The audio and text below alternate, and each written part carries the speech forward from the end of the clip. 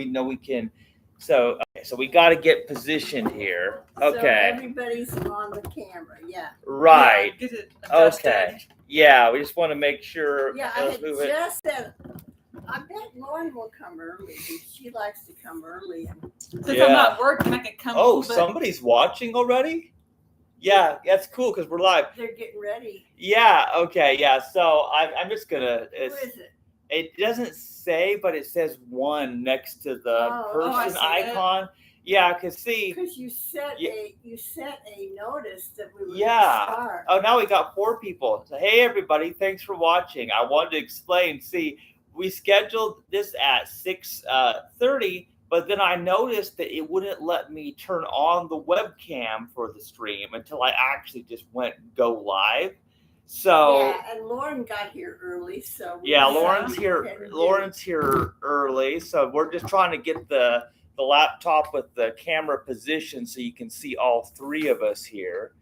Yeah, let's see here. Yeah, because it's a laptop, I can kind of adjust that. Oh, that's good. That's good. Right there. The lighting is good. Now we can see everybody in bright colors. The light is perfect. We got everything positioned here. Good. And you brought your notes, right? Yeah. Lauren bought her notes with her notebook. I'll turn my phone to silent. That's what I did. So the spam callers won't interrupt us because I get so many spam calls. I do too. It's annoying. And then the ads about the spam calls about, pay us and we'll get rid of your spam calls. Like, I think those are the spam calls. Yeah. I swear it's all a scam. Like, yep. Spam is a scam. Yeah, it's kind of the same thing. It's related. It is. Yeah. Yeah. Anyway, so that's our preamble to the whole thing, even though that's not what the subject's about here. Right. No. Yeah. We're just getting ourselves started, but we got the camera position because let's see, Mom, you're a little bit offside of the camera, so there we go. Yeah, now you can see all 3 of us here. We're just getting ourselves set up, and then we can introduce what we're doing. Okay, and it's episode 35, and we titled it Dealing with Depression. Mm-hmm. And we had Chandler put a description saying Lauren Pundmann joins us for a deeper look at depression. Mm-hmm. So that's what we decided to put on there. Yeah. Mm-hmm. So this is our pal Lauren, who's been our friend for many years. Many years. Yeah. Yeah, and she's got notes because she's like the expert of depression. Like, I'm not about an expert, but well, the thing is, if you've been through it, you get insights in it, and she's wanting to help other people because of what she's been through, and so that's really good. It helps us as well as others when we're willing to talk about things. Mm-hmm. It helps us deal with what we've already been through, to have something good come out of it by helping others. And to break the silence. Yeah. Quit being hush-hush about it. Yeah, and Lauren, I just want to thank you because a lot of people just get withdrawn and they just keep it all in. They do, because of judgment. But for years, I've seen you, write on Facebook about it, about depression stuff, and then you'll sometimes apologize and like, am I bothering people? Like, no, you don't need to feel that way. Mm-hmm. If people don't get it, they don't get it. But then you should never stop expressing yourself. And I think the fact that you're even willing to do podcasts with this to educate people, and you don't even know who all you're helping because you're not afraid to share. Sure. Yeah, so absolutely. We shouldn't hold back just because we're worried that people are going to be annoyed. If they are, they got a problem of their own. Yeah. So we're just glad that you do this. And see, we're all an expert on our own experience. Yeah. So your experience with depression will be different than other people. But there's going to be people who will listen to your story and they will relate to that if it's similar enough. Yes. Yeah.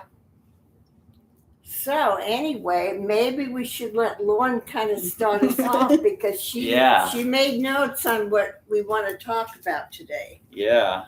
The subject I'm going to talk about is how can you tell someone is slipping into depression. I think this is very, very important. I think one of them is by the look, their face expressions, if they don't look like themselves at all, and their body language, then someone needs to speak up. Because if no one says anything, who knows what could happen in a split second. We don't want anything bad to happen. Yeah, because then they're going to feel more isolated. Mm-hmm. If you don't say anything, they're going to feel like, well, nobody really cares. Nobody's being sensitive to how I feel. I'm afraid to talk about it. Yeah. Because other people are just kind of acting like it's not happening. Yeah. So I think that those two are the main things to look for. So those of you that know me, if you see me at the gym, work, if you notice that I don't look like myself, someone needs to speak up. Yeah. It's very, very important. Yeah, people can tell if somebody starts to withdraw that there's something wrong. Mm-hmm. And we don't want to just ignore it. We need to show them that we care and that we're going to try to be sensitive. It can't be How ignored. they're feeling. Yeah. Do you want to share a little bit more? I know you did last time, but share a little bit more about how you started to realize that you needed help with depression. Gosh. I know after my aunt died back in 2016, who I was very close to, and I lost a friend 2 years ago, so that kind of made it a little bit harder. Grief doesn't help.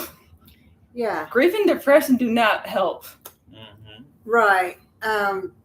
Any kind of a loss that we grieve over can lead to depression. And some people can work through their grief, and other people go into a deep, deep depression because they don't know how to cope with it. Yeah. And they don't want to be a burden to others, so they just hold it in. Yeah. Like, don't do that. And feeling like we're a burden is a big cause of it, because we feel like, well, we don't want to share because other people don't want to hear it, and we're just getting in their way. Yeah. I know I used to feel like that, like, well, everybody be better off without me because they don't want to hear what I'm going through. They don't really want to know, and so it's better if I'm not here. And that's one of the key aspects of suicide is people don't feel like people want them in the world. They feel like they're causing a burden. If you're having any kind of problems and you think other people aren't interested, you think, oh, I'm just a burden on everybody. Maybe they'd be happy if I wasn't here. And that's not true. It's not true. But we think that. Yeah. It's a delusion, and it can be a very serious thing if somebody feels like they're not needed and that they're a burden and people really want them gone. And they feel worthless, hopeless. Yeah. Yeah, I know I used to feel that way, especially as a kid, like because we grew up poor. And, you know, my mom couldn't afford to really feed me. And so I would not even eat because I'm like, well, I don't deserve to eat because I can't earn any money. And I was a kid, you know, like, good Lord, like, you know, and it's just, it's weird how instead of blaming, you know, other people, it was easier to blame myself because I guess I felt like I was in control of something in some way. See, that's how children deal with when they're being abused. That's what I did, and it's very common. If they blame themselves, they feel like they have some control over it. Right. If there's nothing they can do, they're like, well, they feel hopeless. Yeah. So if they think, well, yeah, I am bad, that's why I'm being treated this way. They think, well, if I can only be better, do things better, and be good enough, then maybe people will want me here. Yeah. And I had a lot of problems with rejection because of my childhood. And so it's true that that's very common for children to blame themselves in a way to grasp at some kind of control over things they can't control. Yeah. Because you hate feeling helpless. And in childhood, we are helpless, and adults can do whatever they want to us because we can't step up and Yeah.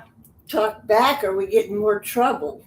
Right. So it becomes easier just to blame yourself, and then you end up in your own internal world where you try to control everything you do in order to please other people. Right. Mm-hmm. But Right. It sooner, doesn't work. yeah, No. it doesn't work, because no matter you can last for a while, but sooner or later you'll do something that some idiot is gonna take issue with. Yeah. And then it's never ending battle. Nobody can go their whole life not being true and pretending that they feel a way they don't.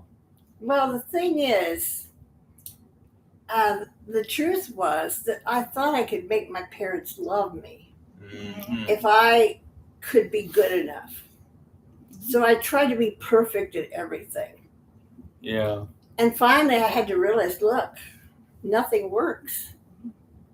And so I had to find a way to figure out, well, is there any love in this world for me? Mm-hmm. And it takes a while to find that God will show you love in a different way if your parents are abusive like that. And so I remember as a kid, I didn't think there was such a thing as love because I wasn't experiencing it. Yeah. But now as an adult, I'm learning to stand up for myself because I was afraid to as a child. If I tried to fight back and say, hey, don't treat me like this, I'd just get in more trouble. So now I'm learning to speak up and say, hey, I don't deserve this. And it takes a while to get used to doing that. Mm-hmm. When you've been, when you've spent your whole life being mistreated, you just don't know how to stand up for yourself. And you don't. I'm still working on it, trying to get more, speak up and be more assertive and let people know, well, look, I'm not going to blame myself. You're blaming me, but I'm just not going to do that to myself anymore. Mm-hmm. So, was there something else you wanted to talk about? And another topic is how to ask someone how their depression is doing. Yeah. Try by asking, like, how are you feeling today? I'm here to listen if you want to talk. I think that's a good way to ask. Don't just flat out say, how's your depression today? I don't think that's a good way to ask. Yeah. Or to say, what's wrong with you? Exactly. You look down today. Yeah. Like, what's your problem? Like, yeah, because that's being critical. That's just being mean. Yeah, because you're acting like you have to act happy just to please me. Yeah. Yeah, well, and okay, I had a situation just like that actually, because my coworker at Walmart, she one time she said, "Do you hate me?" And I'm like, "No, where did you get that idea?" And then later on, I talked to her like, "Why did you ask if I hate you? Did I give you some indication? Like, did I do something to make you think I didn't like you?" She's like, "No." So she was just being paranoid. Whatever. Like, she's always trying to please people, and if somebody doesn't look a certain way, then she will just think that like they just like them. They look at the look on your face and they take it personally. Mm-hmm. When maybe you're just having a bad day. Right. It's not personal. Right. But if somebody's always paranoid, thinking you're mad at them, after a while it makes you mad because they keep asking you. Well, and another thing though is because when I'm depressed, and then maybe I don't have a happy look on my face, and so then I'm depressed. So then they think that I have a problem with them when that's not it, Yeah, right. So it weird things happen like that.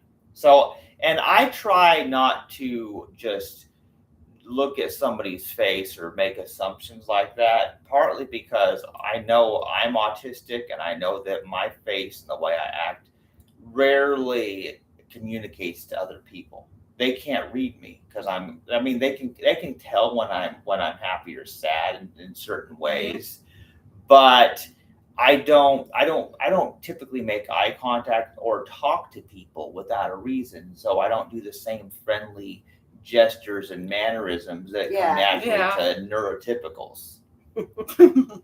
Yeah. Yeah, I like what you said about to just let people know I'm here if you want to talk. I'm here to listen. So they know you're not trying to judge them. but you care and you're just there whenever they need you, and you're not going to just force yourself on them, and you're not going to just pick them apart because they don't look happy like you want them to. Yeah. I've had people say, put a smile on your face when I've been really upset about something. And it's made me want to just hit them. One time I was really upset because somebody I knew and loved was expected to die, and I wasn't happy, and they didn't even know why I wasn't smiling. And they're ordering me to put a smile on my face. It's not that simple. No, you don't just put a smile on your face. No. Because if you did that, you'd be phony anyway. I know. Your face isn't to please other people like that. Exactly. Some faces can't please people anyway. Yeah. I know. Some of us are just born ugly, and that's not our fault. So. I'm not ugly. We know you're not ugly, but she's teasing herself is what she's doing. Yeah. Yeah, you are. Yeah, it's funny because even like my boss will even tease me and stuff too, like that. It's funny. Like, you can't help it, you were born ugly. Like, I know. As long as the person's joking. Right. Right. But if they're really insulting you, that's another matter. Yeah. Yeah. And we still have to keep from, letting other people's reaction throw us and bother us. But we need to be sensitive to others. And I really like what she said about just letting them know, look, I'm here if you need to talk. And to listen. That's the main thing. To To listen. Not to judge, but to Right. listen. And then make sure that if they do come to you, that's what you do. You just listen. You don't judge. Right. And you try to understand what they're saying. And if you don't, you can ask them to clarify it. Yeah. To show you really care. Yeah. Yeah. Did you have more to share with your notes? Another thing is what triggers depression. I think that's like what triggers your depression. Well, for me, it's usually finances. Like just a couple of days ago, I was really depressed at work because I work so hard. I work full time at Walmart and overnight, and I don't get enough sleep.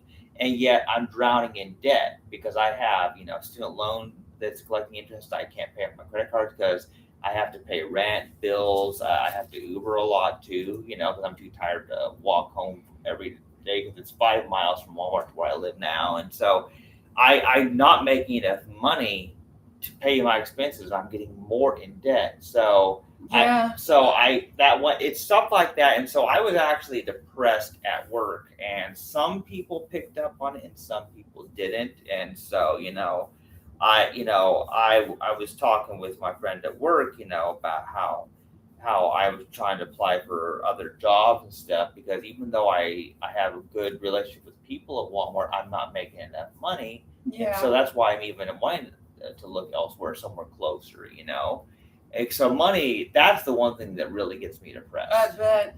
Another thing that gets me really depressed, though, is when I see transgender people being accused of all being school shooters, or they try to say that we all want to go in women's restrooms to go and attack women and stuff like that. And all these lies about transgender people the media is spinning just to get more views and try to get more popular by just getting people emotional and turning them against us. That really gets to me. Yeah, well, that's upsetting. Yeah. So that makes sense. Do you know what triggers you, Laura? I think I mentioned this to you, but sometimes for me, being around people triggers questions in our heads that should not be there. And it makes us want to be by ourselves. Yeah. Do you feel that way too when you're around people that you know? Yeah, well, it depends on the people too. Yeah. Because it's one thing, like, if I'm just here with my mom, or if I'm playing with Lucas, playing video games at his house, I mean, that's cool. Yeah. But sometimes at work, there are certain people that I just really don't like to be around. And like there was a team lead that was harassing me. I didn't want nothing to do with him. and then there's other people who just give me the stink eye whenever they see me, and just for example, there was somebody who used to work in maintenance that she was always just rude to me, and I didn't try to get into maintenance until after she quit or was fired. I don't know what the story, but when something needed to be cleaned up, I'm supposed to contact the maintenance people, but I would wait till I saw the other nicer people. I would just not talk to her because she was just rude. She would just snap at me and talk mean to me, dude. And so it depends on the people you're around, but I think I find being around crowds of people just draining. Yeah. Because you're expected to act like a normal person, which I'm not in any conceivable way. I'm autistic. I have numbers processing in my head, and I do computer programs in my head, and I'm thinking about books I'm going to write and video games I'm playing. Like, I got all this stuff going on in my head while I'm working my job. And so being around people is difficult because they expect you to constantly give them attention. They start talking to you about the weather or about the Chiefs or whatever. And I know you're a Chiefs fan, that's why I bring that up. But I don't watch football. I don't watch sports or anything. And everybody else is all about that. But because I'm not in the same stuff as people, I can't join in the conversation. And then sometimes, I'll ask them questions just because then they get talking to themselves, and then it takes the focus off of me. So I'll ask them a question, just so to get them on rambling, so they'll quit noticing that I'm not joining the conversation. So it's like it's a trick. Yeah. It's almost, you feel like you don't exist when you're around people. Yeah. Then these questions in your head start popping up. Like, why am I even here anymore? Why am I alive? Exactly. What's the point? Yeah. No one hears me. No one sees you, no matter what you do. Well, yeah, and I get that way sometimes because, for example, I write so many books. I do a lot of videos myself, and it's it seems like people don't really notice the hard work I do at the stuff that I love the most. It's just kind of well, that's disappointing. And notice something, Lauren. All of the great artists, all of the painters, the best authors, people only appreciate their work after they're dead. Have you ever noticed that? I think so, yeah. It's just sad. It's you have to die before the people notice all the stuff Exactly. you did in your life. And it's yes, some people will notice eventually, but it's you remember, and this is cool.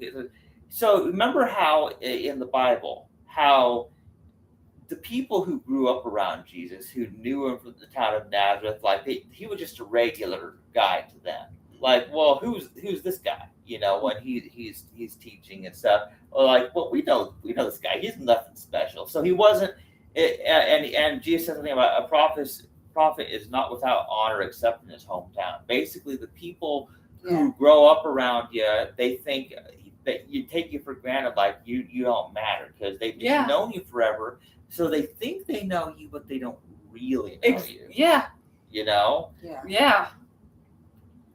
I know, Lauren, you've said that sometimes you feel like people are just ignoring you. Yeah, because even if you try to join in on the conversation, it's they don't hear you, they don't see you. Even when you try to make a conversation with someone, it's you don't exist. Yeah, you feel like you don't even matter. It's you're dead. Yeah. And it's then those questions pop into your head. Why am I alive? Why am I here? Because if no one sees me or hears me, why am I here? See, and they're rude if they're not paying attention. Yeah. When you're trying to talk to them. I've had people just, be in a group of people and just talk over me when I'm trying to say something. Or you're trying to ask a question or whatever. It's and they just one keep ear out the other. You're not there. I know what you mean. Well, and another thing that people will do is when you have something to say that they don't understand, they will interrupt you and change the subject. Yeah. For example, they'll ask, "Oh, did you do anything fun this weekend?" It's like, well, yeah, actually, I wrote a reverse Polish notation in assembly language on my computer. I do computer programming But for they don't know fun. what you're talking about. Because they don't know what I'm talking about. They would know if they read my books, but but it's like because they're not interested in my math obsession. Then they just try to interrupt and change the subject. Yeah. But see, I don't do that to them. Like I don't either. You should at least be polite and try to listen. Yeah. Right. Even if we don't understand everything somebody says. Because they'll talk about sports, which I don't understand, or they'll talk about their family and their kids and their wife or husband, which I can't relate to obviously as a single person. But I don't interrupt them and say, "Well, that's boring. Talk about something else." They might do that to me, but I don't do that to them because I'm less rude. Yeah. They need to do the same. Be less rude. Right. Yeah. There are a lot of rude people in this world. And somehow we gotta focus on the people that are our true friends. Because I know when I was in high school, all I'd think about was the kids that were being mean to me. Mm-hmm. And I read something that says, don't think about your enemies, think about your friends. Mm-hmm. So I noticed when I would think about my friends, other people treated me better because in my mind I'm thinking about them instead of just feeling like, oh, now the next person's going to be me. Yeah. And it was amazing because I'd be sitting in a classroom, and if I was starting to feel bad, I'd think about the few people that I knew that were my friends. And then if somebody started saying something mean to me, I'd just able to ignore them more. Because I'm not thinking about them, I'm thinking about somebody else. Mm-hmm. So that's the only way I know to cope with that when you're around a bunch of rude people that are saying mean things, and there's a lot of bullies in the world.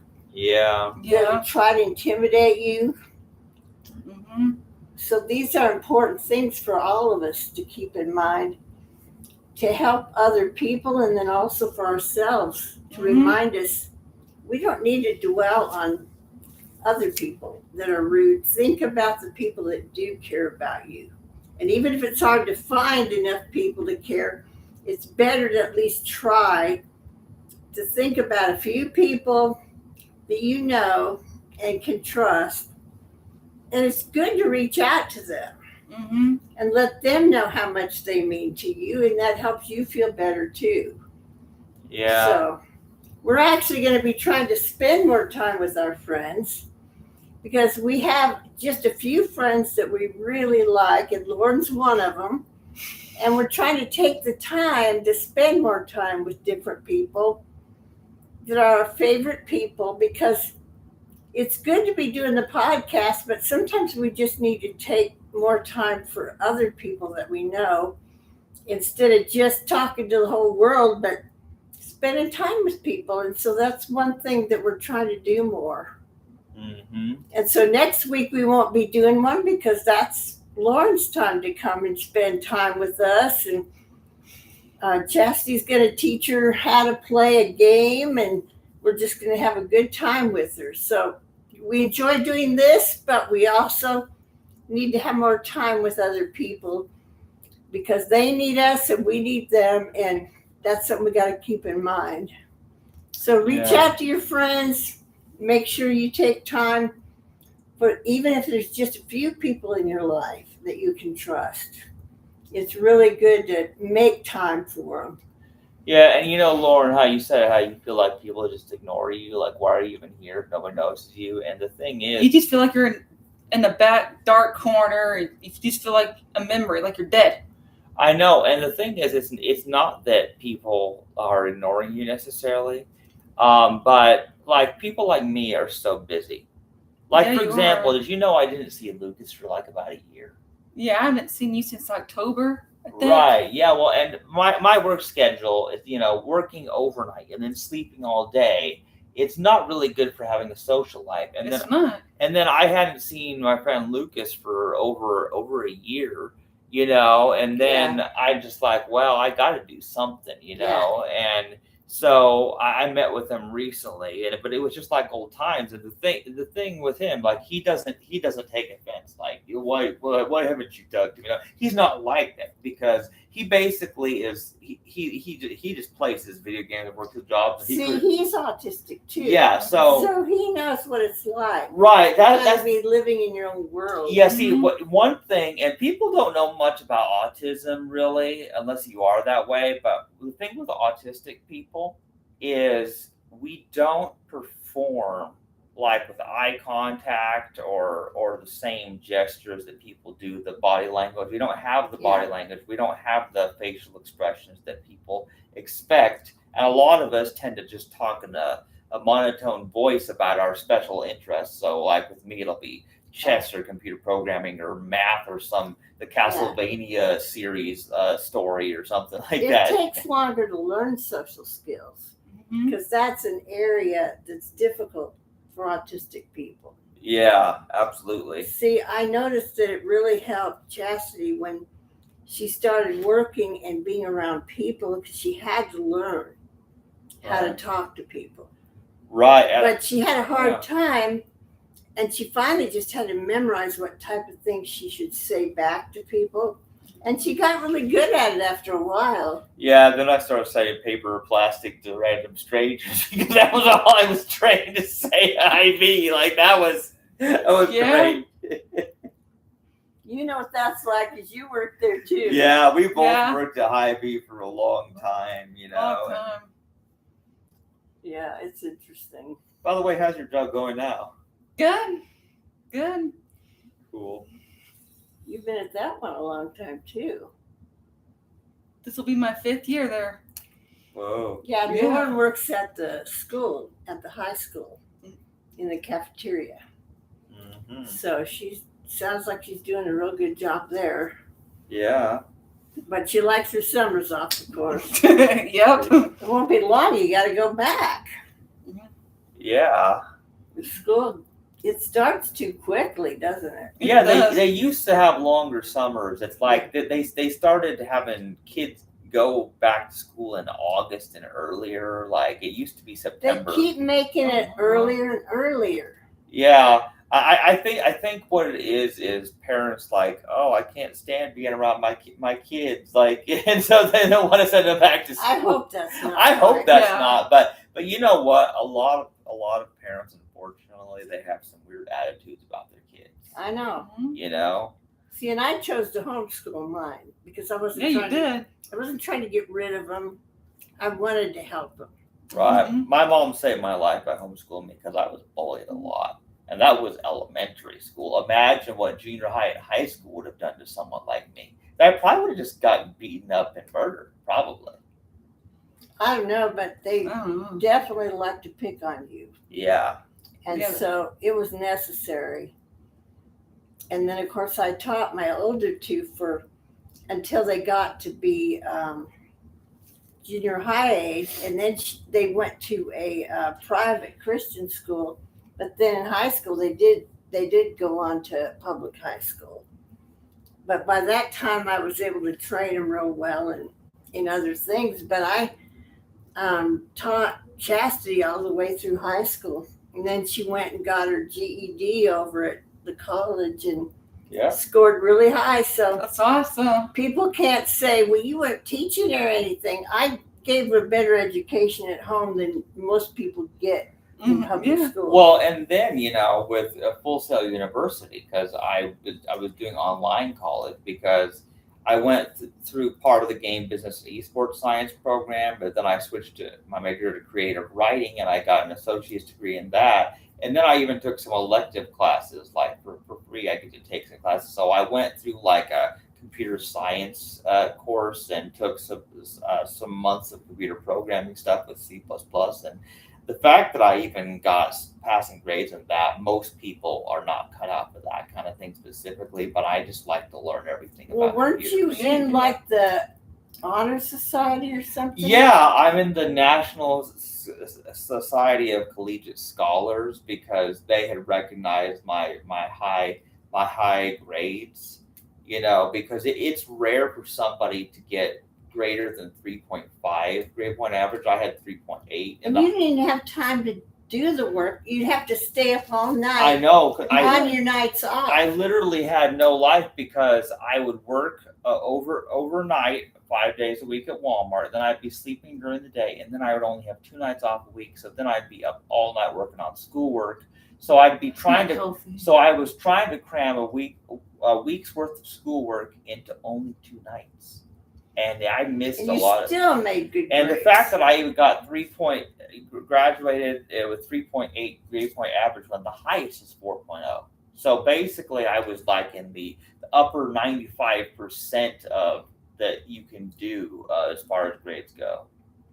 Like, so yeah, I mean, we all, have our own gifts and things that we can do, but we should never look down on other people who have a different kind of gift. Yeah. Because everybody's smart in their own way. Yep. And even if people have areas they have a harder time with, they have other things they can do really well.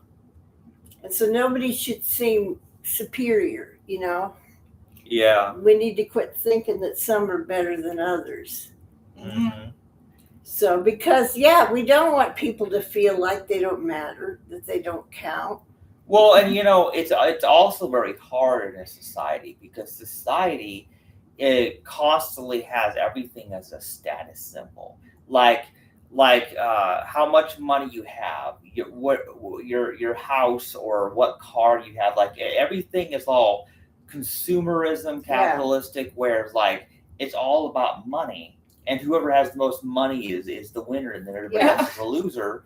And that's the problem. Society teaches us that, and a lot of school is all about that. It's teaching people to be that way. And then look at the holidays.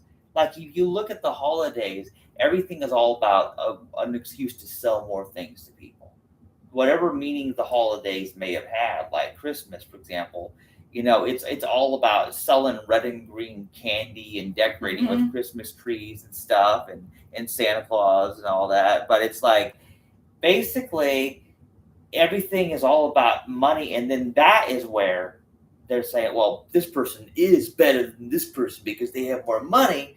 But we're talking about an equality where each person is of equal value, independent. And it should be about love and giving because we love people. Right. It should be about, well, I'm going to prove I'm better than you because I got a better gift to give or whatever.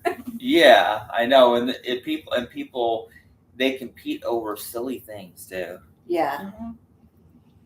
So did you have anything else on your list that we need to cover?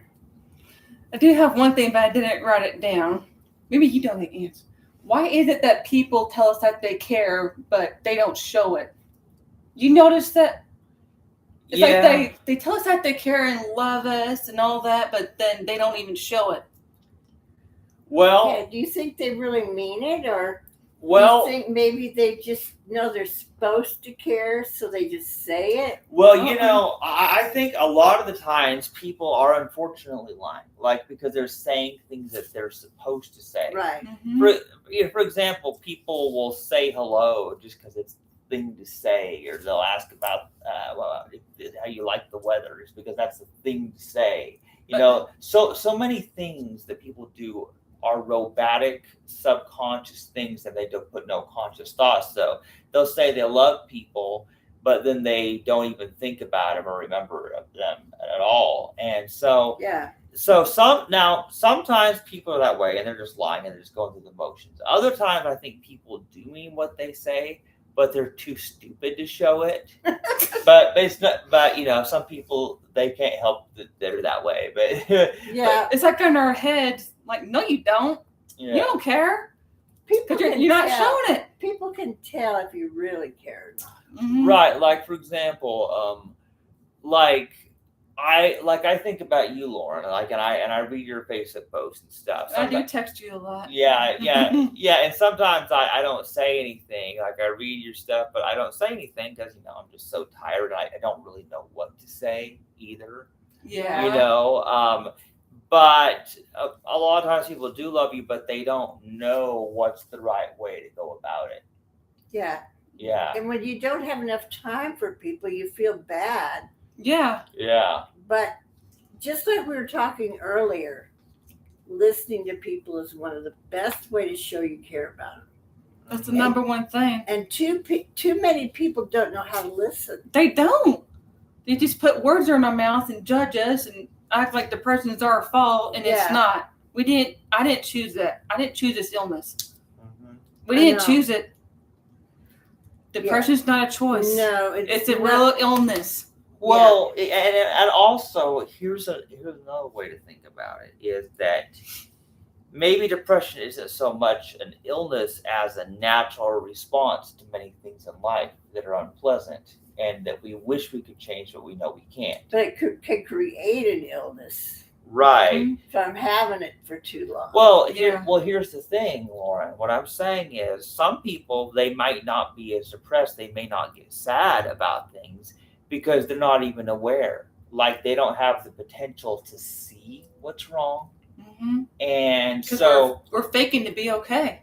I know. And, that's called masking too, by the way. Like usually like in the autism community, they refer to it as masking where you're trying to act normal so nobody knows what's wrong. But the same is true with depression, I'm sure, where you're just trying to act like you're fine so the people. But on the inside, you're just screaming and feeling like hell. Yeah, exactly.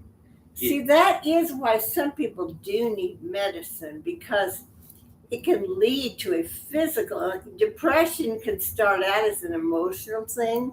Yeah. But it can cause you to become depressed physically. And people are afraid to be a burden. Yeah, and they're afraid to go on medicine because that has a stigma. Like, well, you shouldn't need medicine. What's wrong with you? Well, sometimes it is necessary. Yeah. It can really help people. What it does is the medicine, it's kind of like you're drowning, and the medicine boosts you up out of the water, but then you still have to learn how to swim. So you have to learn skills to help you cope. But if you're just drowning, you can't help yourself.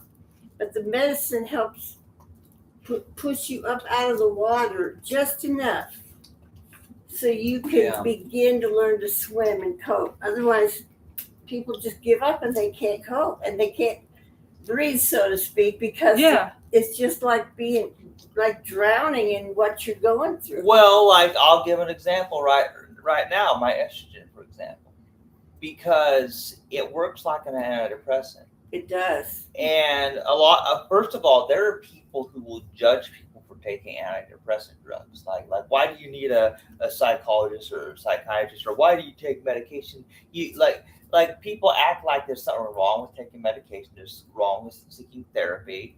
And in my case, like the estrogen, it balances my mood. It makes me happier, and because my body doesn't produce hormones anymore, and so it's necessary. But people are always judging people. I actually had somebody. I used to do podcasts with this person, and they were judging me about taking estrogen, like I was going against God's design, and they were kind of one of those conveniently Catholic when it suited them. They wanted to be like judgmental and religious. Oh, I know who you're talking. Yeah, like on the they grew up like strict like with Catholic, but then they had this idea like, well, you're going against God's design by taking medication. So this person she refused to like take medication, refused to see a therapist. She basically just lived in denial of any problems she had. And she obviously had them, or she wouldn't have acted like that. Exactly. And so you're doing something, whether it's having counseling or whether you're taking medication that helps you. There's nothing wrong with that. Well, and also, if you think about it, people are inconsistent about this. For example, people take different types of drugs. Some of it's legal, some of it's illegal. Fortunately for me, estrogen and caffeine are my legal drugs, because like caffeine, I could not make it to work a lot of times without drinking my soda and my Monsters to wake myself up, because it's not natural to be up all night. It's not what our bodies are made to do. Yeah. Right. And the other people, they they smoke cigarettes or marijuana, or they drink alcohol, and I'm not here to judge. What I'm saying though is that we all have our coping mechanisms, and some of them may objectively physically be more healthy or unhealthy, but they're all trying to do their thing that gets them through. Right. Yeah. And there, like for example, there are people who, like when somebody dies and they're grieving, grief is hard. Yeah, what they'll do is they'll do unhealthy things, like they'll just get drunk so that they get so numb they can't feel anything, which is probably not the most healthy way to go about things, but it's understandable too, because it's an escape. Exactly. And people need escapes because they don't know, they're in shock, they don't know how to handle it. Yeah. And another thing that I've gone through recently is, okay, my mom a few weeks ago she fell out of bed. You told me that. Yeah, she told me that. So when my mom fell out of bed, and then I found out that she was on the floor and couldn't get up for the longest time, and then she didn't want to bother me while I was at work, and I felt so bad about that, because now I'm like, well, what if something happens to my mom, while I'm at work? So now I'm worried about her too. Right. Because if you fall, you can't get up very easily. You told me about that. Yeah, so, and I get sad when my mom's having a problem, because when I have to work and I can't be here to help her, and it's sad because my mom is my only real family that I have in this area. And so it's like, if something happens to her, I'm alone, and that scares me. Yeah. Yeah, we have to take care of each other a lot. Yeah. We're almost like siblings in a way. Yeah, I mean, I've known you like forever. You're the same age. Yeah. I was 11, you were 12. Yeah, so basically. Yeah, actually, second sibling. Okay, did you turn 12 before she? Wait, your birthday is in September. So I think we were the same age. Mine is May, so I'm just like a few months older than you, really. Yeah, Not by and much. that's how long. Yeah. And now Chastity's 39, and this one's about to turn 39. Yep. So they're like twins. They're almost like twins. Yeah, Lauren came to and was my mom's piano student, sometime after we moved to Lee Summit. Yeah. So that's how long we've known Lauren and her family. I want to show. Can you get that black shirt? I want to show that. Oh, right there. Yeah, I noticed you didn't wear it. The shirt. Yeah. I'll just hold it up. Yeah. Okay. I haven't worn this shirt forever. Mm-hmm. I need to wear it more than I need to, probably because of, I don't know, judgment. I don't know. But this is the first time they're seeing it. I think I showed it to you. Yeah. Also, you sent me a picture. See? It sucks. Yeah. We did not choose this illness. So people with depression, do not tell them to snap out of it. Right. It's all in your head. Stop looking for attention. You don't look depressed. Don't say stuff like that. No. Yeah. That comes across as very judgmental. It is judgmental. Yeah. Yeah. Well, it either judge you for not looking depressed, or if you do look depressed, then they wonder what's wrong with that. They judge you either way, so you can't win. And You why know. are You can't win. depressed? Don't be depressed like you did it on purpose. Also, Yeah. I see your tattoos here. You want to share your tattoos? Which ones? Well, yeah. You have the love always. You have The love always. Now, don't you have one about your aunt? Like, This was my Debbie. first one. Yeah. Debbie, that's my aunt, who I was very close to. Yeah. The love always is my friend's handwriting. Uh-huh. He had brain cancer. He passed 2 years ago, Oh. and I'm still having a hard time with it. yeah. And then you Very have, hard you time. have- I like this one. My story isn't over. My story will never be over. Yeah. I Never. like that one. Can't see it. Yeah, it's hard when it's on your wrist like that. Ah! But yeah. But we could see it. Yeah. Yeah. Your story is not over. Nope. Share your story. Let's break the silence. Yeah, totally. And we won't make a big deal out of the Myrtle Beach one because That's fine. she has another one because she loves going to Myrtle Beach. And so she has one showing Myrtle Beach. Yeah. Anyway, so does anybody have any more comments about this, or has anybody put any comments on our live stream? I haven't noticed any comments here, so I don't think anybody's watching right now, but Okay. Yeah. we did our part letting people know, But though. then if people comment later, we can always address it the next time. So Yeah. So if you see someone slipping into depression, their face changes or body language, speak up. yeah, Like if one of my friends noticed or coworkers noticed that I don't look like myself, they need to speak up. Speak up. Yeah. Don't be afraid. yeah, and show that person you care and be willing to listen to them if they need you. Support Yeah, is a big one. yes, it is. Yeah. This is a good message. This is a really important. It is. It needs to be talked about more. Yeah. And we'll have to talk about it more again because she's been doing this with us from time to time. And this is an important thing to address. There's just too much depression and too much suicide going on because people just don't know if there's anybody that really cares about it. We live in a hard world with a lot of rejection and a lot of stress and just the way society, the way people treat one another, it could cause so many problems for people.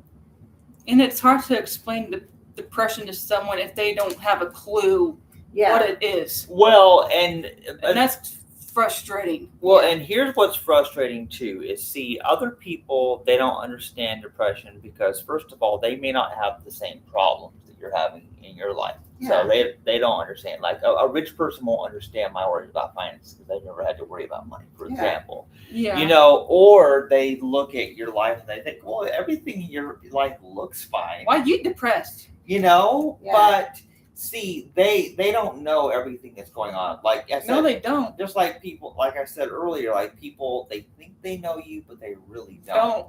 Like they don't know what goes on in your head. They don't. Like other people, they see me at work, and they don't know that I'm worried about my mom because of her physical condition. Yeah. I'm worried she's gonna fall again. And then this guy, this rude guy, he tried to scare me when I came out of the bathroom. He's really rude. He's been annoying some people. One of these young guys who works there, and I got really mad at him just because I'm worried about finances, thinking, well, I have to get another job. I'm worried about my mom. I have all this stuff internally going on in my head. Yeah. And then he tries to scare me, and I scream, and then I'm like, what the hell, man? Like, don't do that. Because, see, I got my own internal world, and then he's trying to scare me. And trying to scare people, that's not funny.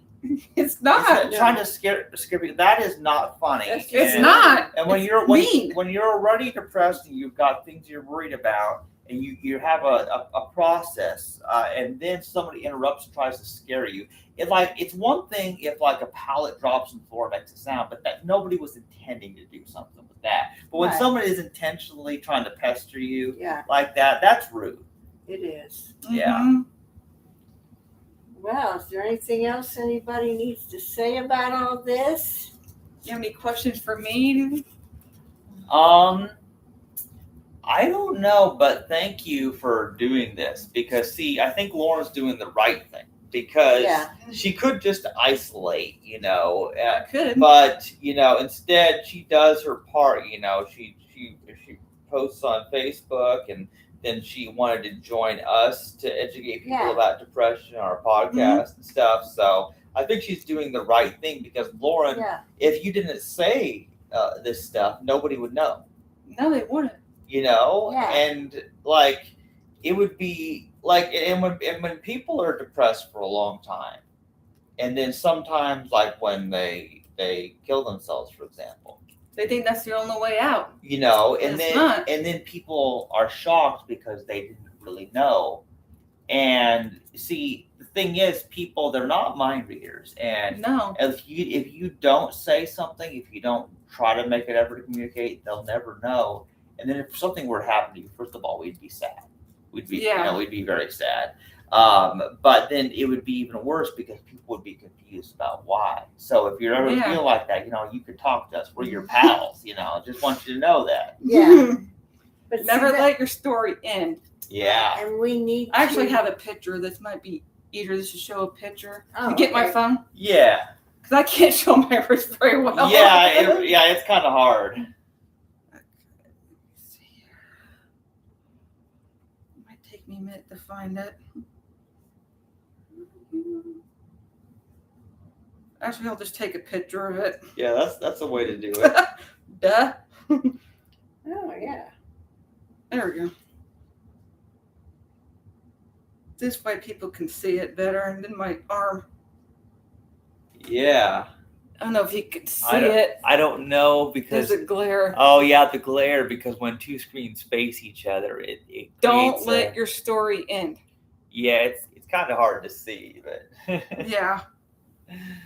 Well, yeah. I mean, I think everything we're talking about is important because we do need to try to be more sensitive to people.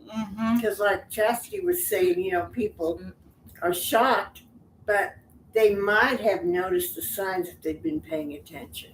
Yeah. They might have been more sensitive, recognizing, well, something is wrong. Maybe I should try to take an interest in this person. Obviously, they need some kind of help and encouragement from me, so I need to take time to find out and listen to them. Yeah. So we just need to be more aware of one another.